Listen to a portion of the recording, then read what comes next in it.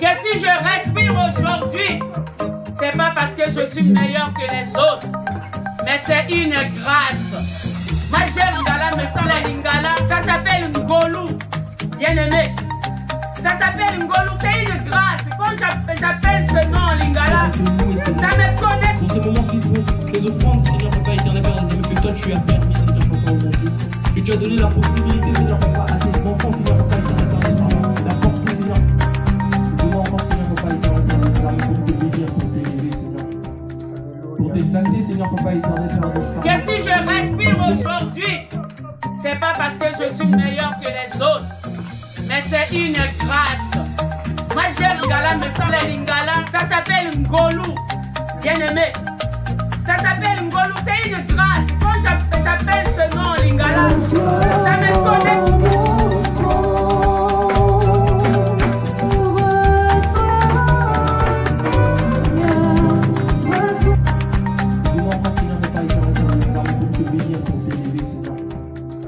T'exalter, Seigneur Papa éternel Père, et te Seigneur. Pour ce moment, c'est pour ces offrandes, Seigneur Papa éternel Père des amis, que toi tu as permis, Seigneur Papa, au mon Dieu. Que tu as donné la possibilité, Seigneur Papa, à tes enfants, Seigneur Papa éternel Père des amis, c'est de la porter, Seigneur. Pour ce moment, c'est pour ces offrandes, Seigneur Papa éternel Père des amis, que toi tu as permis, Seigneur Papa, au mon Dieu. Que tu as donné la possibilité, Seigneur Papa, à tes enfants, Seigneur Papa éternel Père des armées, d'apporter, Seigneur. Je me soumets à ta disposition, afin que tu parles dans mon cœur. Et que tu parles dans le cœur de mon frère et ma soeur. Au nom de Dieu, de notre Seigneur et Sauveur. Amen, amen, amen. Gloire au Seigneur.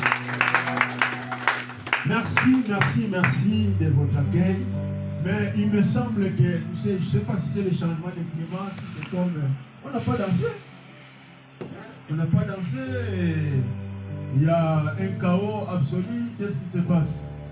J'ai pas vu maman Clara danser, j'ai pas vu maman Mamie danser, et en plus maman Mamie devrait danser parce que papa est là. Amen. Donc il va falloir nous accorder cette grâce, exaucer cette grâce. Je dis souvent, à chaque fois, j'ai fait comme si je rigolais, mais je dis du sérieux que l'ancien Christian a mandat dimension depuis Maman Aya. Et vous pensez que j'ai rigolé, je dis du sérieux. Parce qu'il y a une différence quand on est isolé. Dieu n'a pas créé l'homme qu'il soit isolé. Et quand on complet, ça dit onction et mandat. Quand on est à la mer, full. Amen, amen, amen. Exaucé. Mes soeurs, mes enfants, mes filles. Let's go. Où là même où vous êtes, mais vous voyez ma ligne, madame, vous récupérez vos micros. Parce que vos voix sortent seulement avec le micro. Moi, je ne suis pas habitué de prêcher comme ça. On n'est pas en deuil quand même. Il faut que nous soyons munis et que l'Esprit de Dieu nous parle. On ne s'efforce pas là où il y a l'Esprit de Dieu. La Bible dit, là où il y a l'Esprit de Dieu, il y a la liberté. Nous devons nous sentir libres devant la maison, devant notre papa.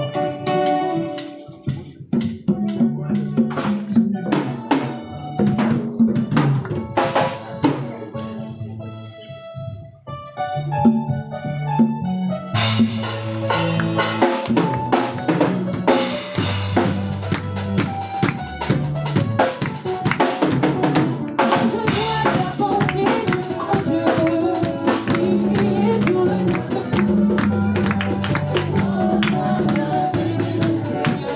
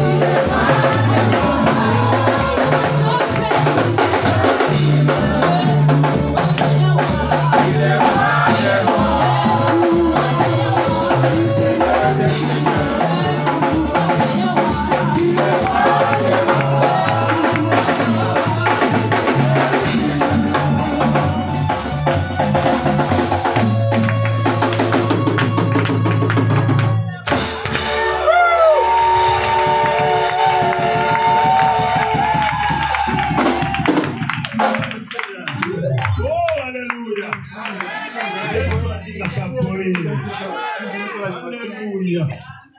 Gloire au Seigneur. Amen, amen. On n'est pas des... Non. Non. Oh, je me sentais pas bien. C'est comme vous avez déchargé toute la charge sur moi. Mais non. Il faut que les charges soient partagées. Alléluia. Le Seigneur lui-même a dit, venez avoir vous tous qui êtes fatigués, opprimés, je vous donnerai du repos. Il y a un mystère que nous ne comprenons pas jusque-là. C'est pourquoi nous sommes, puisqu'il est comme un objet suspendu et que l'air ramène de gauche à droite, de nord à l'est et de l'ouest à l'ouest. Parce qu'on n'est pas bien assis. Ce n'est pas en vain, même dans la multiplication de pain, Jésus va orienter qu'il place les 5000 hommes dans les rangées et les mettre assis.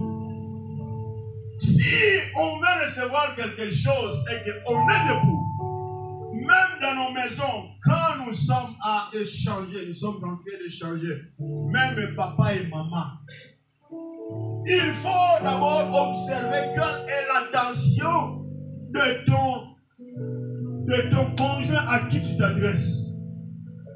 Il y a des paroles que tu dis, tu parles, papa regarde à gauche ou maman regarde à droite, ça entre dans l'oreille gauche, ça sort dans l'oreille droite. Est-ce que la nature elle-même ne vous enseigne pas? C'est comme, j'ai déjà donné un témoignage ici d'un enfant qui était tellement têtu. son papa était au bout. Et ce jour-là, il dit, à genoux. Il dit à son fils, à genoux. Ton punition doit passer toute la journée à genoux. L'enfant, comme il était déjà débordé, il est même passé, on ne peut pas le qualifier d'un enfant. Il s'agenouille, il dit à son papa, je suis à genoux devant toi, mais ma taille te dépasse. Hein? Alléluia. Je ferme la parenthèse. Je rends grâce à Dieu pour cette occasion. Merci Seigneur pour ce privilège de me passer encore devant ton peuple. Tu m'as rassuré que tu mettrais toujours tes paroles dans ma bouche afin de les transmettre. Si jeune que j'étais, tu m'as rassuré Seigneur. Et le moment est là, Père. Parle afin que ce peuple reçoive la vie. Merci pour l'opportunité que notre pasteur m'a accordé encore de servir comme le vase que l'éternel Dieu veut utiliser afin que nous puissions en profiter de manger. Et je bénis ta présence, mon frère, ma soeur, mon fils, ma fille, que l'éternel Dieu Tout-Puissant te bénisse pour ta présence. Je salue la présence de mes conservateurs, les anciens qui vous y êtes là. Je ne suis pas plus que vous. C'est une grâce afin que Dieu a jugé bon que je sois là afin que vous puissiez m'écouter ou écouter Dieu au travers de ma bouche. Et je prierai le bon Dieu de ne pas être vraiment long. C'est un thème, Dieu m'a convaincu, j'ai plein de messages que je préparais, mais l'Éternel Dieu m'a ramené afin de parler le plan qu'il a établi dans la vie de chacun de nous. Nous devons le savoir. Parce que sous nous avons la conscience qu'on a un Dieu qui a un plan pour nous.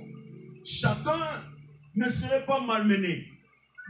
Il y a une époque que le peuple de Dieu, Israël, était perturbé parce qu'il y a eu un vent de prophètes qui s'est levé. Il y a un vent de songeurs qui s'est levé. Des gens qui songent beaucoup.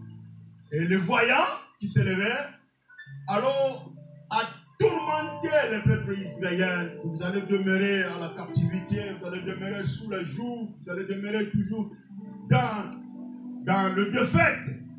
Et alors, Dieu va se révéler au travers de la bouche de Jérémie. Livre de Jérémie, le chapitre 29, le verset 9, vous voyez maintenant Dieu, la définition de plan. Dieu rappelle son peuple, car je connais le projet que j'ai formé sur vous. Le projet, c'est pas dans le... Donc, Dieu rappelle son peuple qu'il a un plan qu'il a établi. Et ce plan, c'est du bonheur et non du malheur.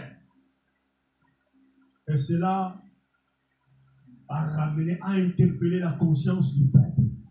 Il dit, ah bon, on ne savait pas que Dieu a un plan pour nous.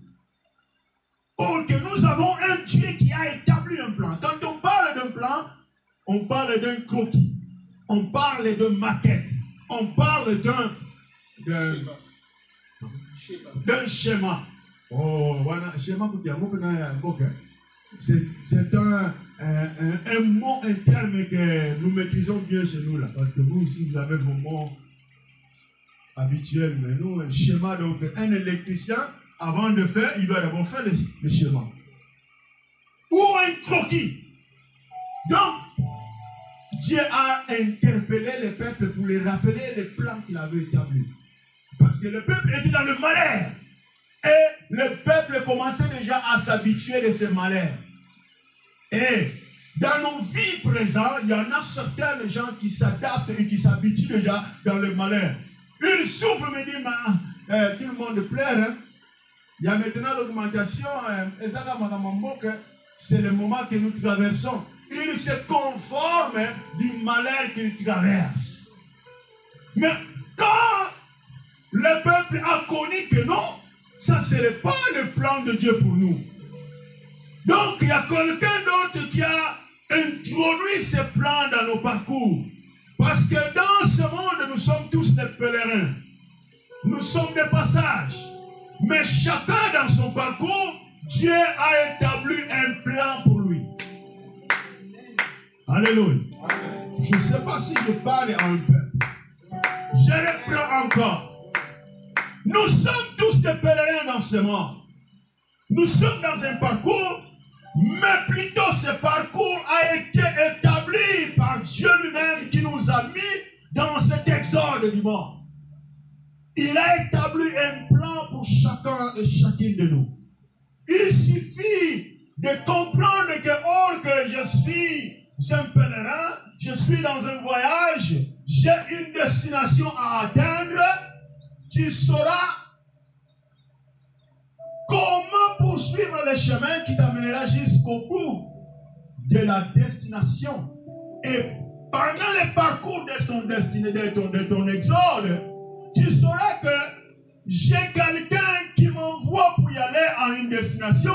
C'est quelqu'un qui s'engage de prendre soin de moi. Est-ce que je parle à quelqu'un? Je ne sais pas si quelqu'un me comprend. Je cherche je parle tout doucement pour que vous puissiez comprendre, de commettre au maximum possible moindre des erreurs. Parce que sinon vous serez glissé dans mes erreurs. Ne tenez pas rigueur de mes erreurs. Si là où je devais dire les, je dis là, ne suivez pas. Ce qui est important, comprenez ce que je vais transmettre. Alléluia. Bien-aimés, nous avons chacun de nous un parcours. Mais nous avons dans nos parcours, nous sommes munis. Ce n'est pas en vain que le Seigneur a raciné sur la croix avant de rendre l'âme que tout est accompli. Signifie quoi? Dans votre parcours, dans votre exode, tout ce qui vous arriverait, ne vous en faites pas. J'ai tout réglé déjà. C'est comme quelqu'un qui t'invite, allons au McDo. Il a tout payé déjà. Il a dit, aujourd'hui, je n'ai pas besoin de quelqu'un d'autre. Combien vous faites par jour? Non, nous, chaque jour, notre facture budget journalier, c'est 14 000 €. Ok, ne permettez à aucune autre personne, je prends soin. Moi, je vous paye 20 000 €. Au lieu de 14 000, 20 000. Même si tu venais financer, oh, non, McDo, c'est pour le public. Non, McDo aujourd'hui est privé. Parce qu'il y a quelqu'un qui a payé au-delà. Et le Seigneur a payé au-delà de l'imagination de notre ennemi, le diable. C'est pourquoi il a dit, tout est accompli. Même de petites miettes, de petites douleurs. J'avais tout rapporté. Il nous a ouvert une observation. Dans ce monde, vous aurez la tribulation. Mais n'ayez pas peur, car je vaincu le monde. Donc, si tu traverses un moment de difficulté, ne te conforme pas. Ça ne va pas t'amener à la mort, c'est passager. Mais souvent, c'est pourquoi aujourd'hui vous voyez que quelqu'un qui parle de Jésus, même moi qui vous parle, un évangéliste, il est aussi franc-maçon. C'est parce qu'il a besoin de l'option. Mais non, c'est parce que tu n'as pas encore compris le Dieu qui t'a appelé, le Dieu qui t'a établi. Si tu le connais bien, si tu as réellement été choisi par Dieu, si réellement ce Dieu qui t'a établi dépend de lui, il mettra les paroles dans ta bouche. Toi, tu es un simple instrument. Si Dieu veut faire des miracles, il le fait. Tu ne forces pas. Tu ne forces pas. Si Dieu veut opérer, il va opérer comme il veut. Parce que toi, tu es un instrument. Est-ce que quand nous faisons, j'ai ma fille, Grâce qui domine bien, elle maîtrise bien les gâteaux. Quand tu fabriques les gâteaux, est-ce que les récipients là que tu utilises, je sais pas, nous on appelle ça en portugais vase. Comment? Moule. Moule. Ah, ok. Pour comprendre. Moule là. Est-ce que moule refuse? Non, mais ne me place pas ici. Ne me mets pas dans les régions parce que c'est trop chaud. Non. Et n'est pas partout où tu la poses. Le moule, la moule, le moule. Le moule, la moule. La moule. Ah bah, on est nombreux quand même. On est nombreux parce qu'il y a certains qui disent la moule, le moule. Amen, amen. Je ferme la parenthèse. Bien-aimé, l'amour ne refuse pas. Même si tu le réchauffes combien de fois, il ne refuse pas.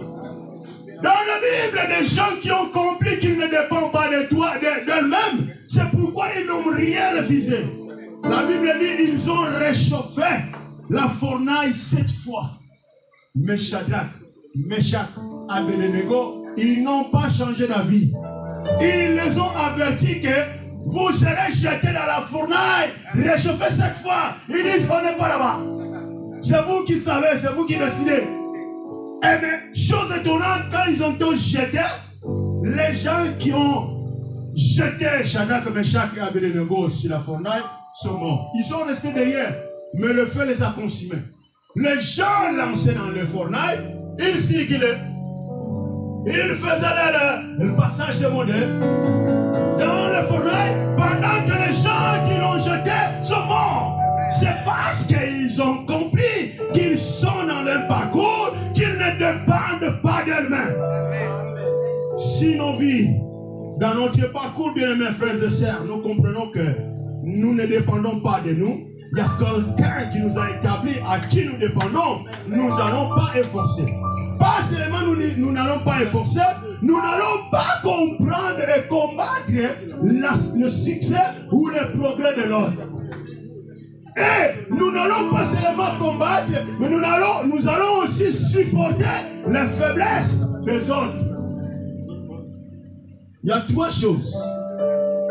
Savoir soutenir le moment du parcours de faiblesse de l'autre. Savoir motiver, appuyer l'élévation durant le parcours de ton prochain. Et savoir poursuivre ton propos. Alléluia. Alléluia. Les plans merveilleux que Dieu a établis de bonheur et non de malheur, c'est généralisé. Chacun a son planning. Chacun de nous a une particularité. Chacun de nous a un parcours. Mais cette chose étonnante, c'est quoi? Même nous, personne ne connaît exactement son parcours. Dieu l'a caché. C'est pourquoi aujourd'hui, tu verras que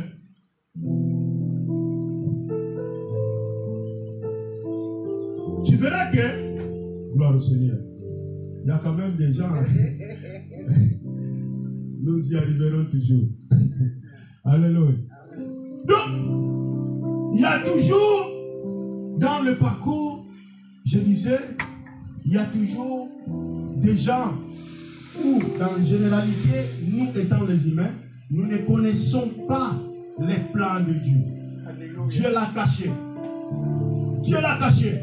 Et une chose étonnante, même nos parents ne connaissent pas le plan de Dieu pour la vie des enfants. La vie, toi-même, maman qui porte son enfant, son fils, sa fille, 9 mois. Il y a même des enfants qui sont petits, ils dépassent les 9 mois. Regarde la déformation de la maman. Quand tu regardes, aujourd'hui j'ai pitié de ma femme, elle n'est pas là. L'enfant l'a déformée. Elle a dit même pas. Ah, quelle souffrance. Mais elles-mêmes ne savent pas le plan de Dieu si l'enfant à qui elle souffre. Quel mystère. Quel mystère. C'est pourquoi, étant parents que nous sommes, nous devons prier le bon Dieu afin de nous donner la sagesse d'orienter, d'essayer d'épauler nos enfants afin de préserver les plans de Dieu dans leur parcours. Parce que même si Dieu ne nous révèle pas au début, durant le parcours, jusqu'à son accomplissement, Dieu nous fait preuve qu'il a un plan que nous devons suivre.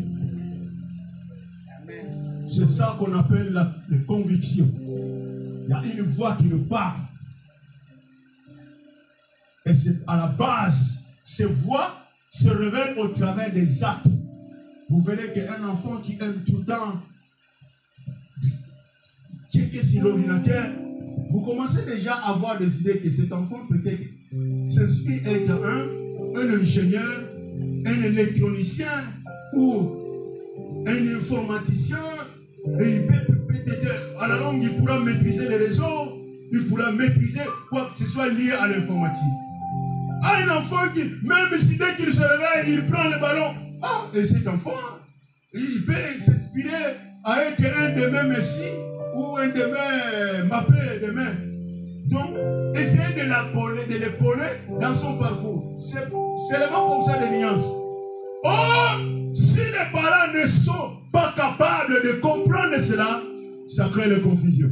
Il y a même entre les enfants, il y a maintenant le mésentente entre les enfants, il y a les combats entre les enfants, il y a les combats entre les parents et les enfants, ou les enfants contre les parents.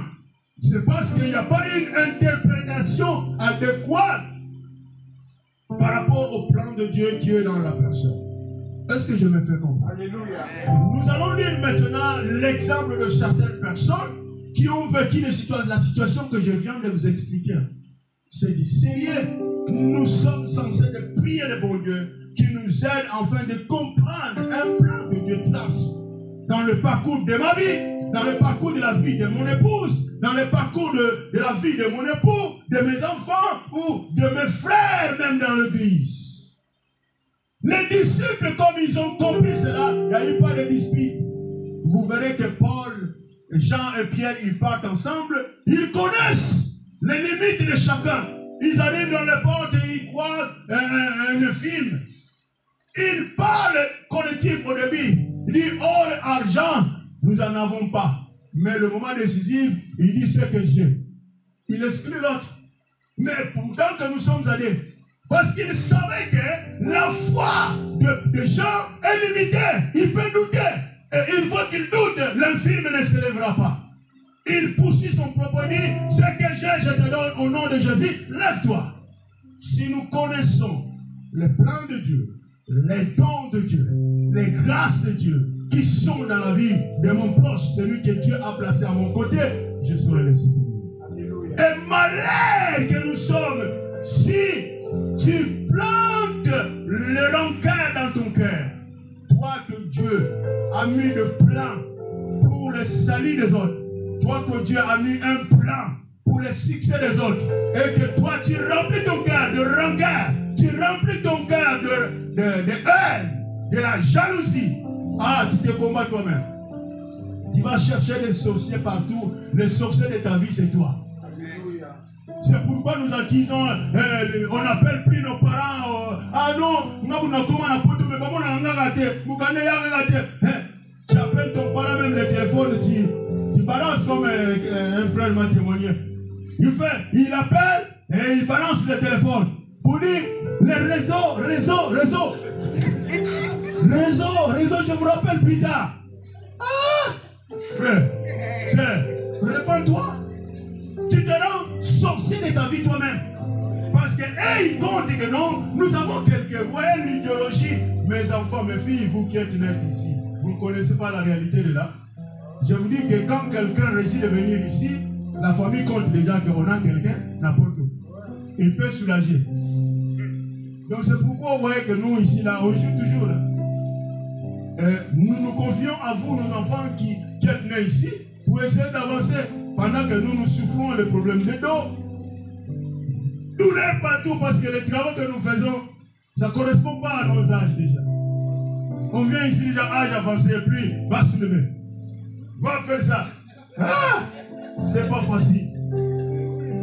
Vous demanderez à papa Willy, il va vous expliquer comment ça se passe.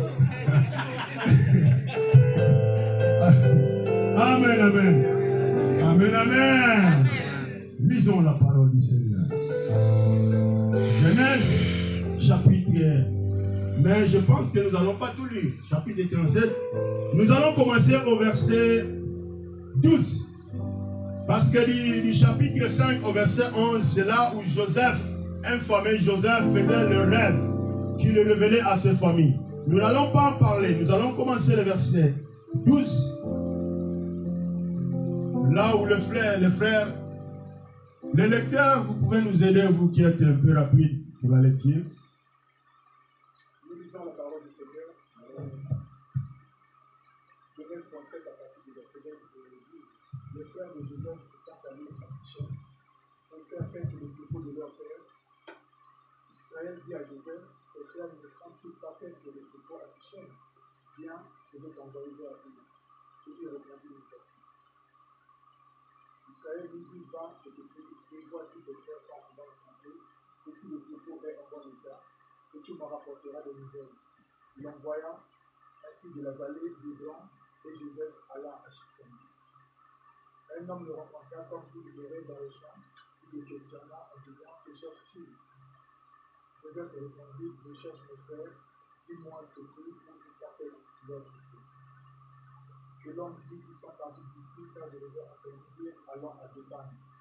Joseph alla après ses frères, et il les trouva à Dothan. Ils le virent de loin, et avant qu'il fût aidé, ils complétèrent de le faire mourir.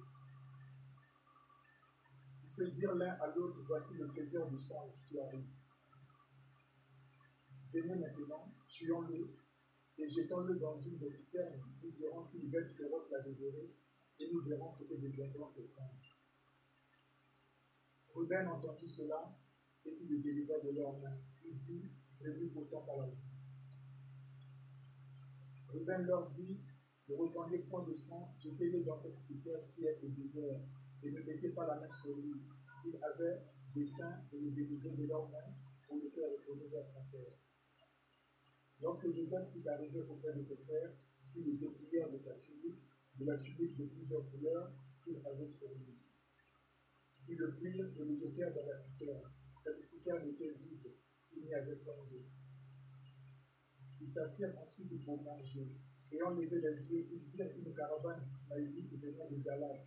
Leurs chameaux étaient chargés d'aromates, de bornes et de myrrhe qu'ils transportaient en Égypte. Alors Judas dit à ses frères, que gagnerons-nous à tuer notre frère et à cacher sa sang? Venez, vendons-le aux Israélites, et ne mettons pas la main sur lui, car il est notre frère, nous les chers, et ses frères le quittèrent. Au passage des marchands madianites, ils tirèrent et firent remonter Joseph hors de la citerne, et ils le vendirent pour 20 cycles d'argent aux Israélites qui l'emmenèrent en Égypte. Ruben revint à la citerne, et voici, Joseph n'était plus dans la citerne. Il déchira ses vêtements. Il retourna vers ses frères et dit, l'enfant n'y est plus. Et moi, où irai-je? Ils prirent alors la tunique de Joseph, et ayant tué un bouc, ils plongèrent la tunique dans le sang. Ils envoyèrent à leur père la tunique de plusieurs couleurs, en lui faisant dire, voici ce que nous avons trouvé, reconnais si c'est la tunique de ton fils ou non. Jacob l'a reconnu et dit, c'est la tunique de mon fils, une bête féroce l'a dévoré, Joseph a été mis en pièces. Et il déchira ses vêtements. Il mit un sac sur ses reins et il porta longtemps le deuil de son fils. Tous ses fils et toutes ses filles vinrent le consoler, mais il ne voulait recevoir aucune consolation. Il disait, c'est en pleurant que je descendrai vers mon fils qui séjourne est mort, et il pleurait son fils. Les Madianites le vendirent en Égypte à Potiphar, officier du Pharaon, chef des gardes, parole de l'Éternel. Deuxième chapitre, deuxième livre, plutôt.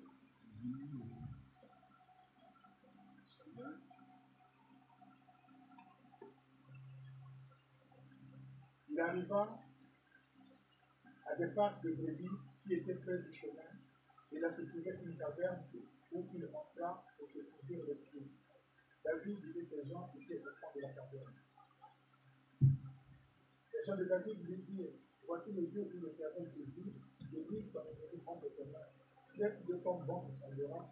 David se leva et coupa doucement le pont du manteau de Saül. Après cela, le cœur lui battit parce qu'il avait coupé le pont du manteau de Saül. Et il dit à ses gens, que l'Éternel me garde de commettre contre mon Seigneur, loin de l'Éternel, une action telle que de porter ma main sur lui, car il est loin de l'Éternel. Dans ces paroles, David arrêta ses gens et les empêcha de se jeter sur Saül. Puis Saül se leva pour sortir de la caverne et continua son chemin. Après cela, David se leva et sortit de la caverne. Il se mit alors à crier après Saül. Ô roi, mon Seigneur!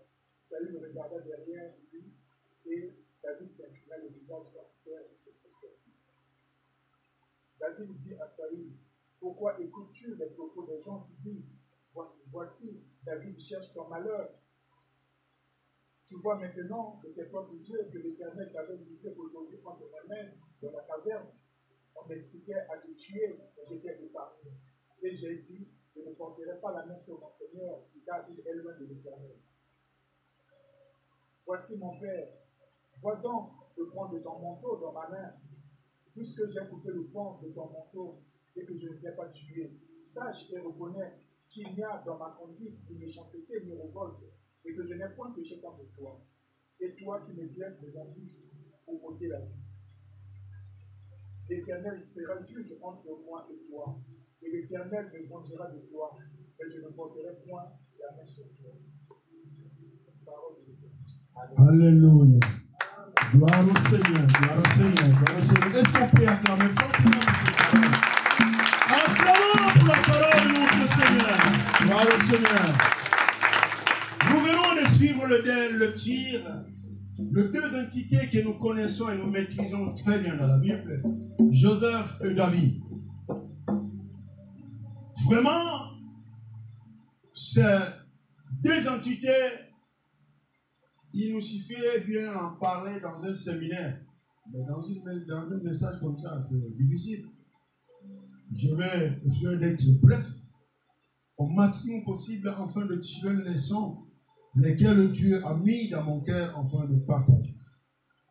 Bien aimé, nous voyons, selon la lecture que nous venons de suivre, au travers de la bouche de notre pasteur, un jeune homme qui grandissait avec ses parents, avec ses frères, un jour est obéissant, plutôt je dois l'épingler.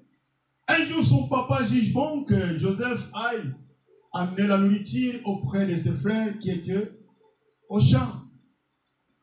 Là où il cultivait, là où il prenait soin de brebis de ses parents, Joseph ayant pris la nourriture, poursuivit son chemin. Et avant qu'il arrive, ses frères commencèrent déjà à créer un complot pour les tuer à cause des songes. Ce que je dis ici, nous commençons dans le même chapitre 37, les versets 5 à 11. Nous verrons comment Joseph a fait le dernier songe qui a poussé que ses frères maintenant décident de les tuer. Alors, avant qu'il y arrive auprès des frères, ils ont jugé bon de faire un complot, comme nous venons de le lire, de suivre la lecture. Ils ont pris Jacob, Joseph plutôt. Il y a quelqu'un qui disait, mais nous allons les tuer. L'autre, Ruben dit, mais pourquoi nous allons tuer notre frère? C'est notre frère. On ne peut pas le faire quand même, mais bon. Tant mieux qu'on le met dans un cisterne. Et ils ont essayé de faire le mécanisme, mais pendant qu'il était dans le cisterne, lui, innocent, il refusait pas aussi. Petit déjà devant les costauds qu'ils sont. La majorité qu'ils étaient. Lui tout seul, il ne pouvait rien faire. Et alors, pour lui, sa vie était déjà finie. Mais quel est le motif? C'est parce que seulement il songeait. Et son dernier songe était quoi? Le soleil, la lune et 10 étoiles se prosternaient devant, autour de nous. Et l'interprétation qu'il le donne, c'est son papa.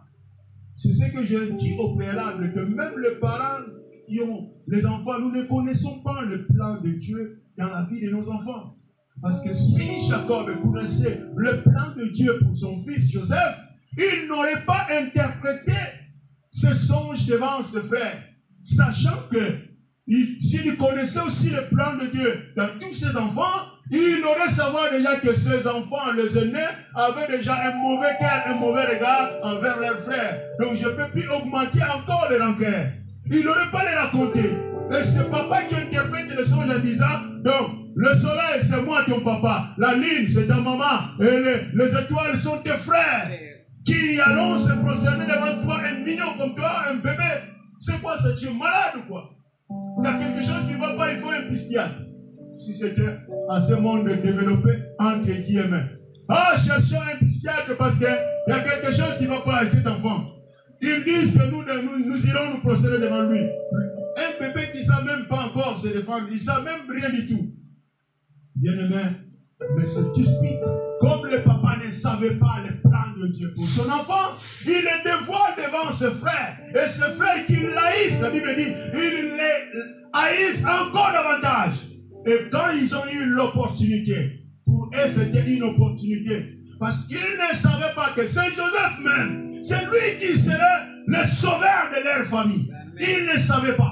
Oh, dans le plan de Dieu, Dieu a établi Joseph dans ce foyer, dans cette famille, pour leur délivrer à l'avenir. Mais ils ne le savaient pas. Ils ont torturé la croissance de l'enfant. Ils ont malmené l'enfant. Bien-aimé dans le Seigneur, Dieu interpelle quelqu'un ce matin. Amen. Dieu veut interpeller quelqu'un à faire gaffe. Attention. Attention. Surtout la personne que tu veux malmener. Si c'est une alliance, c'est un lit de Dieu. Aïe, malheur à toi. Et attention à quelqu'un qui est un lit. Ne te glorifie pas, car Joseph ne s'est pas glorifié. Joseph a eu l'image du Christ. Ils l'ont pris, ils l'ont jeté dans la cisterne, il n'a rien refusé. Souvent nous avons l'audacité, quand nous subissons une maltraitance, nous réagissons charnellement. Nous refusons charnellement. Regardez les expressions que nous lançons, que nous faisons sortir de nos bouches. Nous oublions que nous servons un Dieu qui est amour, riche en bonté, lent en colère. Nous voulons nous venger face à nos ennemis, face à nos adversaires. Faisons bien attention. Alléluia. Si tu comprends bien le plan de Dieu dans ta vie, sois humble. Sois humble. Le Seigneur que nous servons fut humble parce qu'il connaissait le plan de son Père.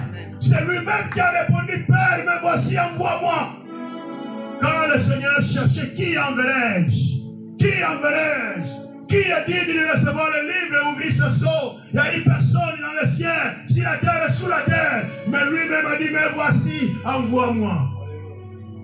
Il savait la mission, il savait la souffrance qu'il allait subir. C'est pourquoi malgré cette souffrance se multipliée, cette nuit il dit, oh Père, si est-il possible que cette coupe passe-moi. Mais comme il a connu le plan, la mission dit, mais toutefois, que ta volonté soit faite. Quand nous traversons les moments difficiles, nous ne disons jamais que ta volonté, Seigneur, soit faite. Souvent, le démon, je vais entrer, je vais jeûner 3 jours, 4 nuits, par terre. Retour à l'expéditeur. Retour à l'expéditeur. Retour à l'envoyeur. Retour à l'envoyeur. Toi, tu es élu comme un sauveur. Un sauveur doit subir. C'est pourquoi je dis souvent, et j'en profite de le dire, mes frères, dans le ministère, vous aurez des combats. Si un ministère n'a jamais été combattu, sache que vérifie bien ton appel. D'où Dieu ne t'a pas appelé. Si Dieu t'a appelé réellement, tu connaîtras les combats sévères. Ça te mènera à la maturité. Et cette maturité t'amènera à la patience. De persévérer afin de poursuivre ton propos.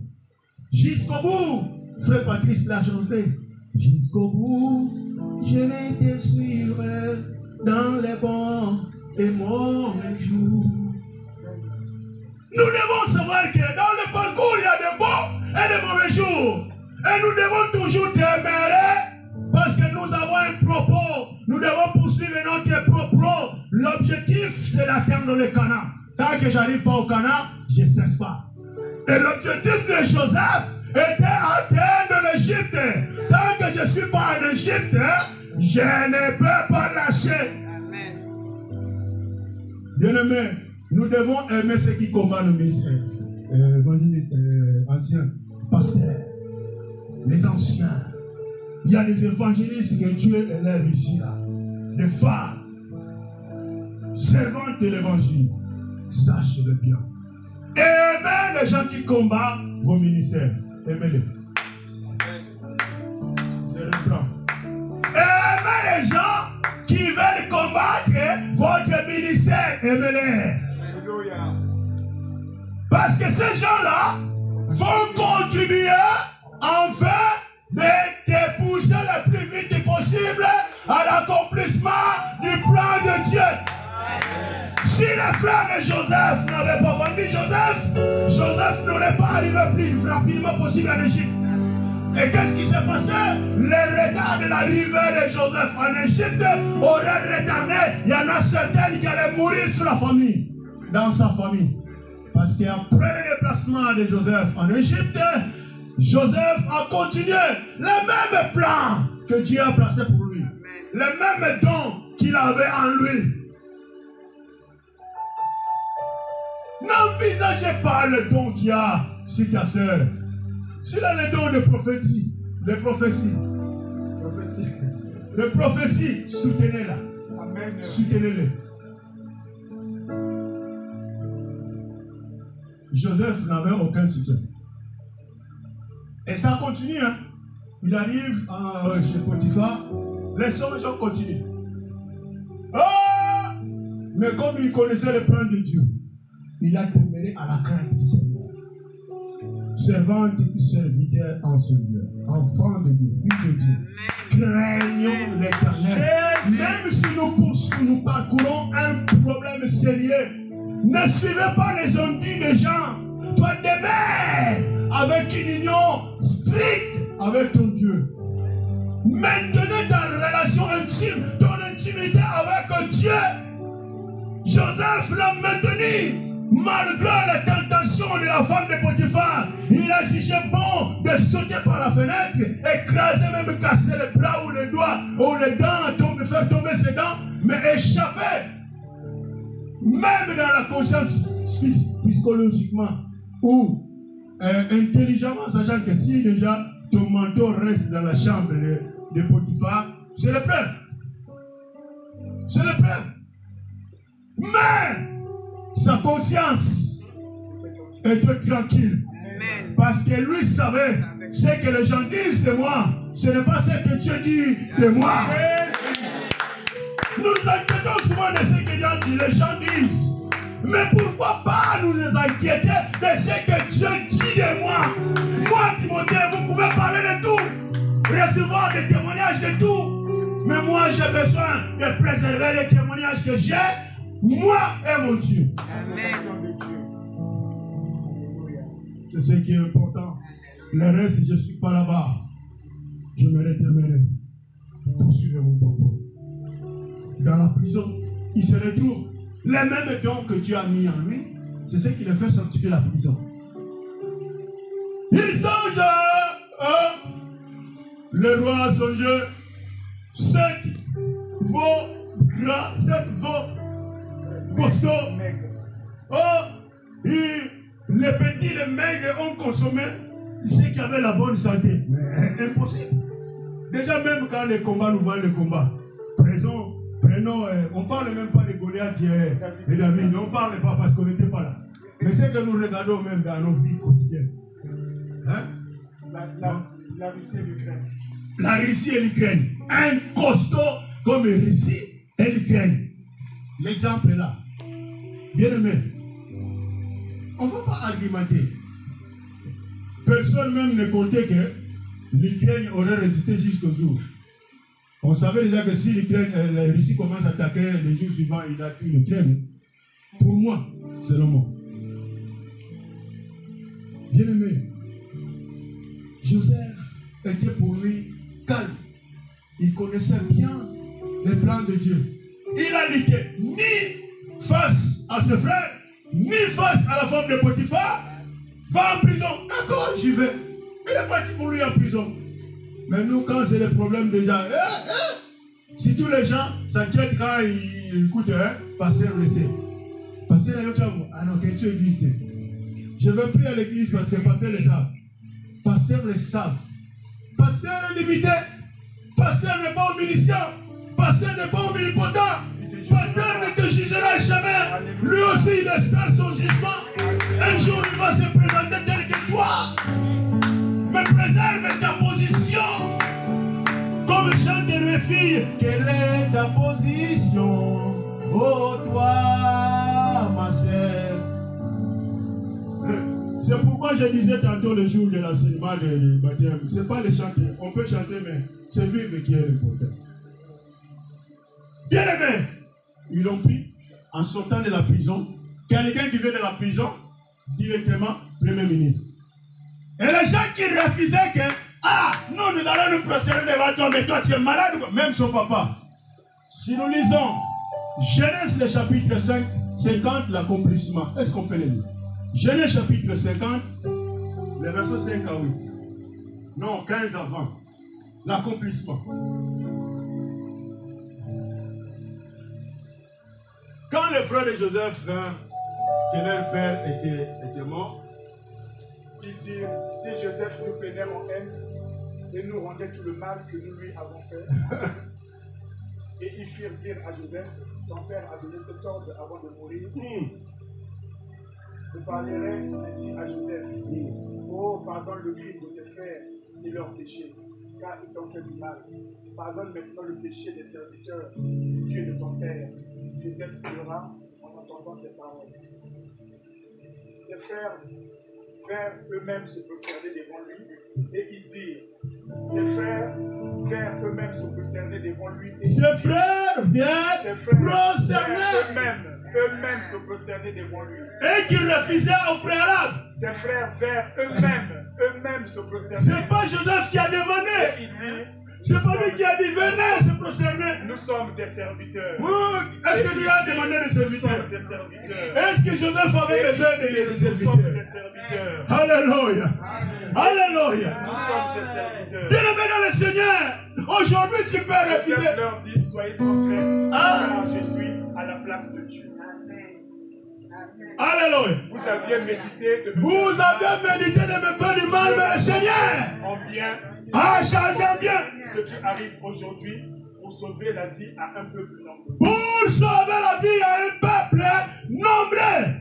Mais aujourd'hui, quand Dieu t'a permis d'avoir un pas d'avance avec ton projet, ne le méprise pas. Attention, parce que la vie a un cycle.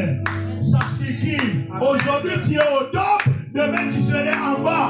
Aujourd'hui, c'est toi qui règnes. Demain, c'est l'autre qui doit régner. Faisons gaffe. Ne combattez pas celui qui est dans son saison. Quand quelqu'un est dans sa saison, soutenez-le. Ne portez pas les combats contre lui. Soutenez-le. Parce qu'un jour, toi qui es dans ta saison, sache qu'un jour, tu peux être en bas. Hier, c'était le frère de Joseph qui avait la force. C'est eux qui décidèrent sur lui. Mais tout en sachant que lui était pour lui calme, il ne racontait seulement ce qu'il avait songé. Le mystère du songe, même lui-même, Joseph ne savait pas que c'est réellement ses frères-là auraient le servir. Mais nous verrons de lui.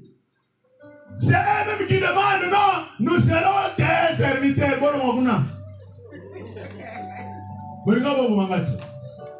Vous voulez me tuer, non? Quand j'étais petit. Là, vous voulez me servir? Hein? Eux-mêmes ils viennent se prosterner. Ça, c'est déjà après la mort de leur papa. Mais si nous lisons les Genèse, même 45, le verset 8, on n'a pas le temps.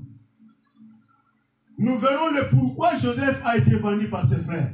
C'était seulement dans le plan de Dieu afin de sauver leur famille. Mais eux, ils ne savaient pas. Même eux, les frères de Jacob, de Joseph, ils ne savaient pas l'esprit qui les a emmenés. C'est pourquoi toi qui es poursuivi, ne combattez pas les frères qui te poursuivent. C'est pourquoi je viens de dire plutôt, nous les serviteurs, nous devons aimer ceux qui combattent au ministère. Même dans le travail, il faut aimer ses collègues qui te haïssent. Si tous les travaux d'ici là, j'ai déjà suivi l'information à l'hôpital, vous qui travaillez à l'hôpital, ne haïssez pas les gens qui vous combattent là. N'aie pas perdu. Sache seulement que toi, tu es dans le plan de Dieu. Amen. Et tu as un Dieu qui a établi un plan pour toi. Même s'ils se lèveront tous en union pour te combattre, la Bible dit, ils vous feront la guerre, mais ils ne vous vaincront point. Mais c'est parce que nous ne connaissons pas les paroles que nous prêchons, que nous exprimons, que nous lisons de la Bible. Mais si nous les connaissons bien, et si nous connaissons bien le Dieu que nous avons créé, nous aurions perdu qui que ce soit. Qui que ce soit, même le directeur. Pendant que les gens fient, le directeur, j'ai certains collègues, quand ils entrent dans leur téléphone là, mais on est venu pour travailler. J'ai la conscience que j'ai laissé ma maison, j'ai laissé mes enfants pour travailler. Et toi, tu es là sur le téléphone, il lâche le téléphone à le directeur. Directeur va venir me parler. On va échanger, il va savoir comment si tout va bien. Tu fais pourquoi? Je vais travailler parce que j'ai vu le directeur. Non. Parce que tu es en flagrant délit. Parce qu'on t'a surpris. Non. Ayons la conscience. Alléluia. Alléluia. Bien-aimé dans le Seigneur, soutenez celui qui est dans son saison. Parce que demain, il servira de ton soutien. Il ne savait pas qu'il devait soutenir Joseph parce que c'est lui qui allait servir de leur salut. Sinon, ils auraient tous mourir en Canaan. Parce qu'il y a eu la famine dans leur terrain. Dans leur pays, il y a eu la famine. Ils étaient obligés maintenant d'exiler tous en Égypte.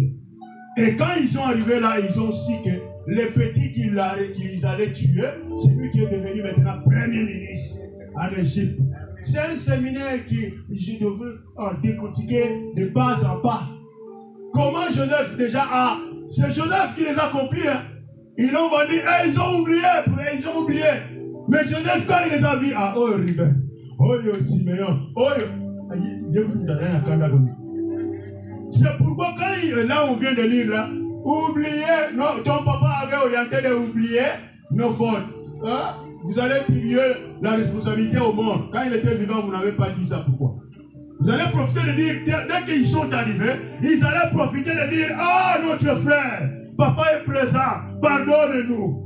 Il demande le pardon derrière un défunt. Papa qui est déjà mort. Oh, ton papa avait orienté que nous puissions te dire cela, de nous pardonner. Non, ça ne vaut rien. Mais comme Joseph a l'esprit du Seigneur dit, moi je ne peux pas prendre la place de Dieu. Ne vous inquiétez pas, soyez pour vous calme. C'était le but de Dieu. C'était l'objectif. Et le deuxième texte que nous avons lu, j'ai pris du temps. De David, nous connaissons bien l'histoire. La Bible dit, David avait l'opportunité de rendre à César ce qui est à César. De tuer, exterminer son ennemi qui le poursuivait. Saül, nous connaissons bien l'histoire. Mais David, même à cette occasion, il n'a point osé de mettre fin à la vie de Saül. Pour avoir seulement des preuves, il coupa le port de son manteau. Et pendant que Saül se déplaça de l'autre colline, David sautait de la caverne et lui cria, oh mon Seigneur, pourquoi tu poursuis un faible comme moi? Je suis ton enfant. Moi, je n'ai aucune pensée, arrière-pensée contre toi. Sinon, j'aurais l'exécuté aujourd'hui. Regarde ton manteau. Quand Saül regarde son manteau, il y a une partie qui manque. Mais qu'est-ce qui se passe? Hein? Ils m'ont coupé même déjà. Mais oui, réellement, c'est la partie qu'il a dans sa main. Donc, s'il voulait me tuer, il allait me tuer. Ah, mon fils! Ah, mon fils, il fait semblant de pleurer. Ah, mon fils, j'ai compris. Non, tu n'as pas encore compris. Moi, je ne vengerai jamais. Je laisse la place à Dieu. Dieu jugera bon entre toi et moi. Bien-aimé, un enfant de Dieu ne peut pas avoir l'esprit de vengeance. Même si tu as grandi entre tes parents ou des cousins, ils t'ont maltraité. Aujourd'hui, tu as une haute position, ne se vengez pas, soutenez-les. Comme l'apôtre dans la galère, oh, ils m'ont torturé quand j'étais chez eux. Non, ne pensez plus cela. Soutenez-les. Parce que Dieu t'a fait passer à cette école afin d'avoir la maturité de tout gérer.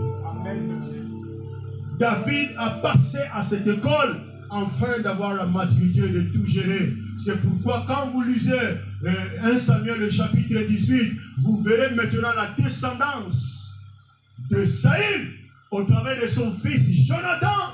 Nous verrons maintenant Mephibosheth a entré dans le palais royal manger avec David. Mais pendant que la loi l'interpelle qu'un infirme ne peut pas aller au palais royal, Mephibosheth, il fit l'enfant, le fils de Saül, qui était Jonathan, donc petit-fils de Saül.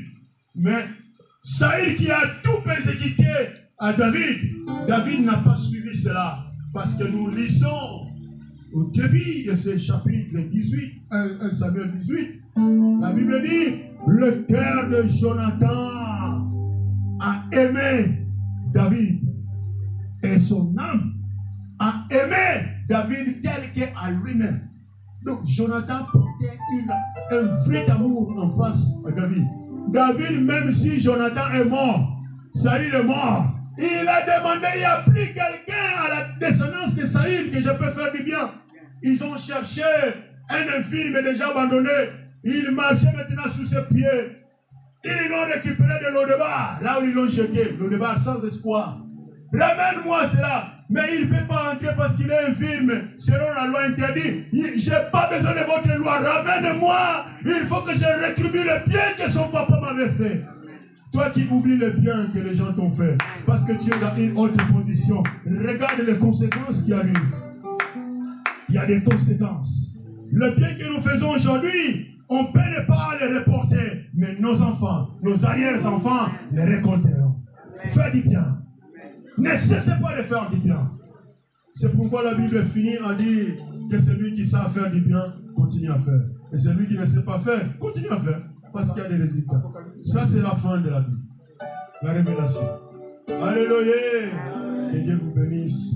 Vraiment le temps est